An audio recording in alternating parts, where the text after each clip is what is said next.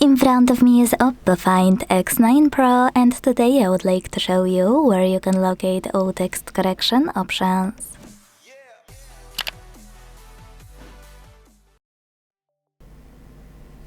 All you need to do is go into settings and scroll all the way down right away. Don't worry, I tested it, it will work. When you're ready, hit System and Update. Then select Input Method. Manage keyboards under Current Keyboard. And finally, Gboard.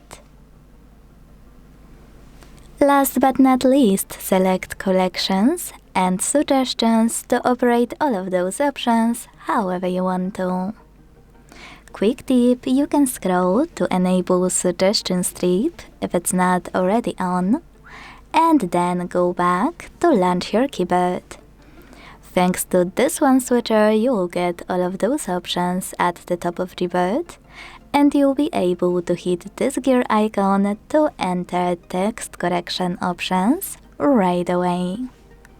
Thanks so much for watching. If you enjoyed this video, don't forget to leave a like, comment, and subscribe. Bye!